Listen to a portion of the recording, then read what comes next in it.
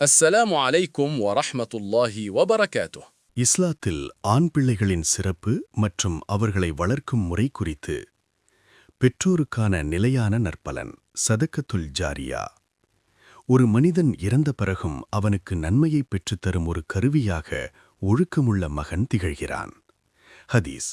நபி ஸல்லல்லாஹு அலைஹி வஸல்லம் அவர்கள் கூறினார்கள், மனிதன் இறந்துவிட்டால் 3 காரியங்களைத் தவிர அவனது மற்ற அனைத்து செயல்களும் நின்றுவிடுகின்றன. 1.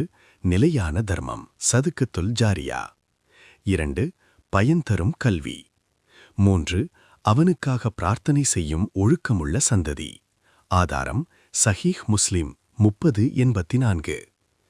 தந்தை மகனுக்கு அளிக்கும் சிறந்த பரிசு. பொருட்செல்வத்தை விட ஒழுக்கமே ஒரு மகனுக்கு தந்தை கொடுக்கும் மிகப்பெரிய சொத்து.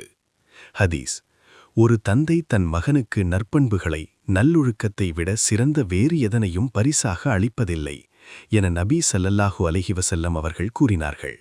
ஆதாரம் திருமிதி 1952. தொழுகையை ஏவுதல் ஒழுக்கப் பயிற்சி. ஆண் பிள்ளைகளை சிறுவயதிலேயே இறை வழிபாட்டில் ஈடுபடுத்த வேண்டும். ஹதீஸ். நபி ஸல்லல்லாஹு அலைஹி வஸல்லம் அவர்கள் கூறினார்கள், உங்கள் பிள்ளைகளுக்கு 7 வயதாகும்போது தொழுகையை ஏவுங்கள். அவர்களுக்கு 10 வயதாகும்போது தொழாவிட்டால் அவர்களை கண்டியுங்கள். மேலும் அவர்களுடைய படுக்கைகளை தனித்தனியாக பிரித்துவிடுங்கள். ஆதாரம் அபூ தாவூத் 495. பிள்ளைகளிடையே சமத்துவம் நீதி. ஆண் பிள்ளை என்பதற்காக ஒருவருக்கு மட்டும் முன்னுரிமை அளித்து மற்றவர்களை புறக்கணிக்கக்கூடாது. ஹதீஸ்.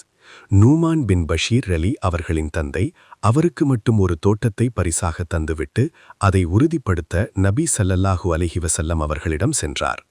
அப்போது நபி ஸல்லல்லாஹு அலைஹி வஸல்லம் அவர்கள், உமது எல்லா பிள்ளைகளுக்கும் இதுபோன்று கொடுத்தீரா என கேட்டார்கள்.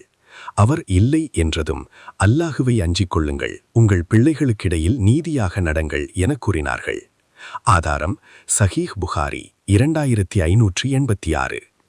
பொறுப்புள்ள தலைமை தலைமைத்துவ பண்பு. ஆண் பிள்ளைகளை வளர்க்கும்போது அவர்கள் எதிர்காலத்தில் ஒரு குடும்பத்தை தாங்கும் தூண்கள் என்பதை உணர வைக்க வேண்டும். ஹதீஸ். நபி ஸல்லல்லாஹு அலைஹி வஸல்லம் அவர்கள் கூறினார்கள், உங்களில் ஒவ்வொருவரும் ஒரு பொறுப்பாளர். தனது பொறுப்பின் கீழ் உள்ளவர்கள் பற்றி அவர் விசாரிக்கப்படுவார். ஆண் தனது குடும்பத்தாருக்கு பொறுப்பாளியாவான். அவன் தனது பொறுப்பு குறித்து விசாரிக்கப்படுவான். ஆதாரம் சஹீஹ் புகாரி 893.